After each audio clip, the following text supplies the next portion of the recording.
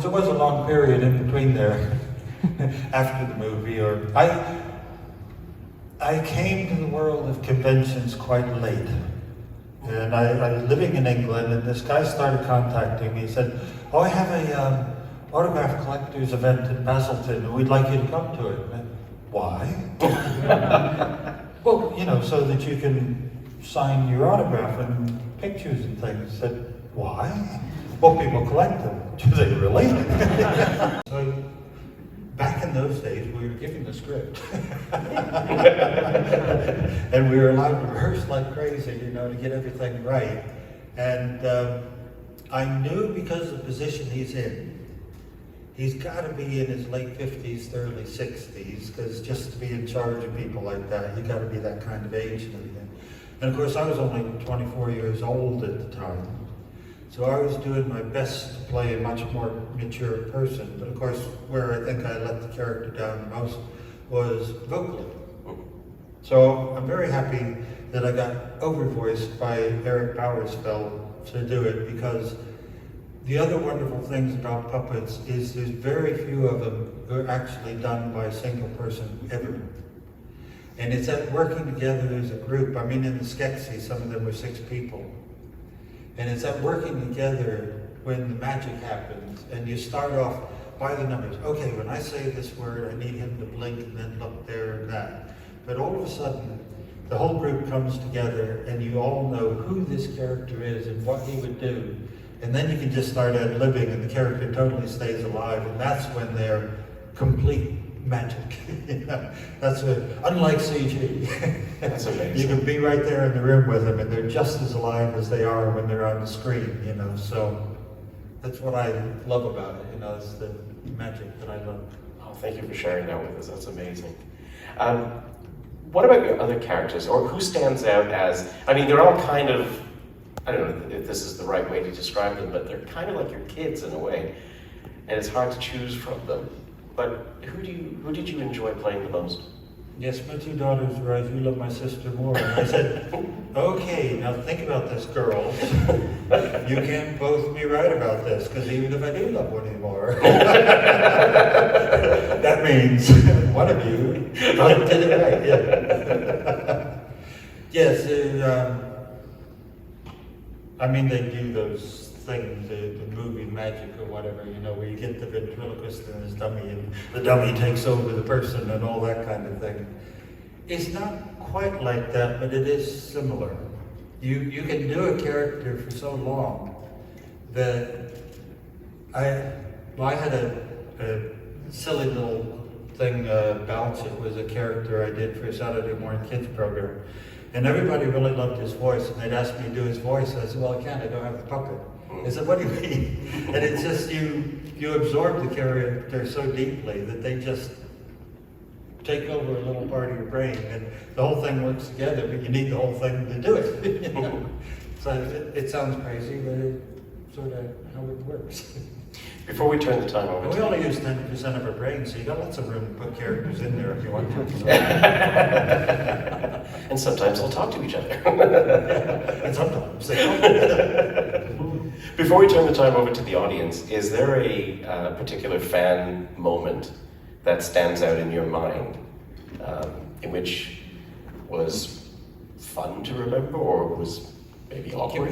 We talked about this yesterday. Yes. Remember we were talking about one of those moments where a fan came up to you and it was just something that just stuck with you as either inspirational or cringeworthy.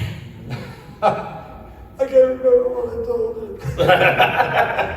I'm afraid I can never. It's a hard question, because you have to think about, you know, those moments. But I do suffer from dyslexia, and I try to think of what I'm going to say in the talk, and I can never really plan anything out or do it like people would do it who were good at these things. I just seem to open my mouth, and when I get to the end, people say, "Oh, I really like it. I really like what I heard." You know, it's like, "What'd you hear? Tell me now." I forget. I can't remember what that story was. There was one yesterday. Well, let's go with I've that got my one. badge on here. I was going to ask you about that. I am an architect of dreams.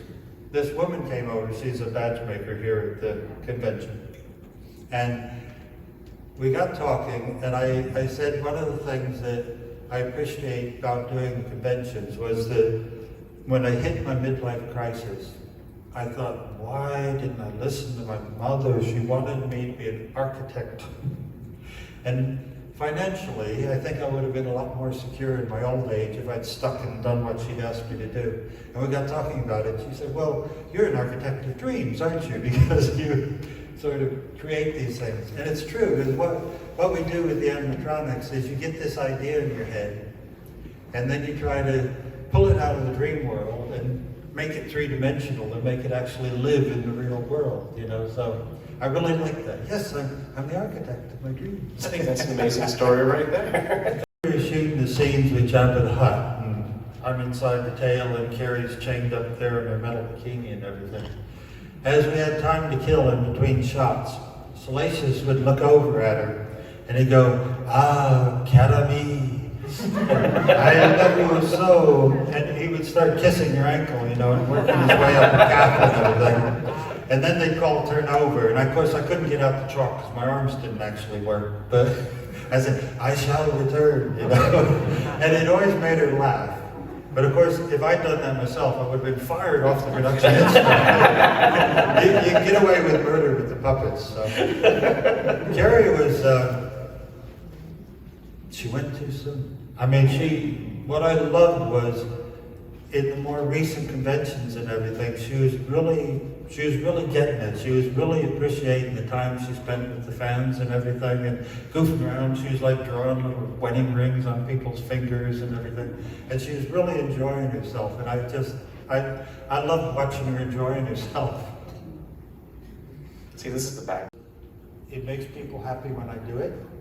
And it's very quick to write on a picture. And if they fell in love with, "We cannot withstand firepower of that magnet,"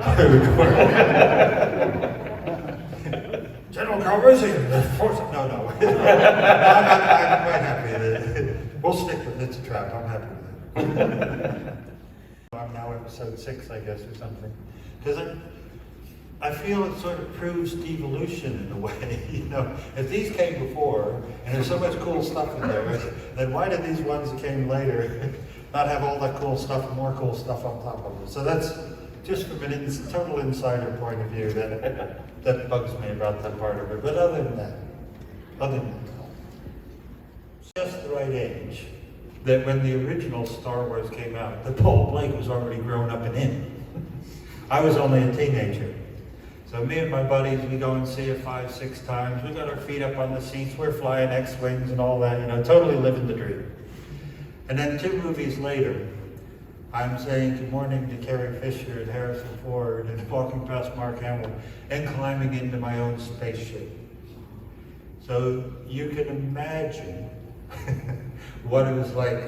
2 stories I told only this morning. The first day, I've been working with Phil Tippett out in California, so we're building all this stuff out in workshops there. Then, of course, we went across to EMI Studios, and we filmed it in England. And, oh, that's a funny story, too. Okay. Put a pin in that one, we'll come back to it. While I was working for Jim Henson, right up until I quit at Fraggle Rock, I had a Scottish girlfriend. And the whole international thing, and how do you stay here if you don't have a work permit, and that, do we really love each other, and that.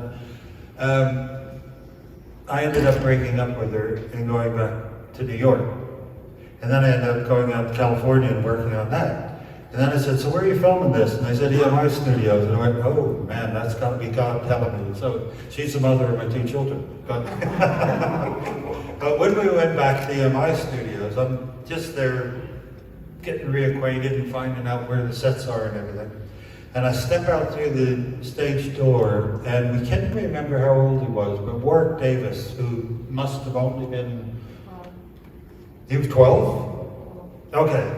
So I come out the stage door, and I hear, "Excuse me!" And Warwick Davis, that big on his skateboard, comes flying past, and I nearly get taken out by Warwick Davis. And then I step around the corner, and Kenny Baker had just showed up, and he had this big old Mercedes estate car that he drove in. And so this big old car comes in, it comes to a halt, and I see this guy sitting at the wheel, and I say, I think I know who that is. And then the door opens, and he just disappears. Because he goes down and then comes around the side of the door. And at that point I say, right, so you ain't in Kansas anymore. So it's just like, you know, you're in the middle of it, but it's all magic, and it's certainly not what you see every day of the week. You know. We had, there was a special job on the Return of the Jedi. When they made the Ewoks, they cast the performer, and then they sculpted the Ewok body around the performer's cast, and then they cast that, and then they put the two together and they filled the space in between with two-part cold foam. So these Ewoks were better insulated than your freezer at home. And one of the downsides of that was they would quite often overheat on set and pass out. And because they were so cute and so round, when they passed out up in the treehouse, because there really was a treehouse about 12 foot off the ground, they would start rolling. So there was a special job that you only got on this movie called the Ewok Catcher. And he had to stand next to the camera, and if you saw one of them go down, you got to get there before he went through the railing. Because I don't know why, because if the Ewoks had built, you check it out in the movie, if the Ewoks had built this treehouse, and they're all this big, then why did they make the railings a full human height? You know? Think about that one. If they built them at their height, they never would have rolled off. So. I know a lot of spaceships in the sky there. Seems kind of ominous. You might say, It's a trap. there we go. Thanks a lot, Tim, for being here with us. And everybody, please give him a big hand. Say thank you.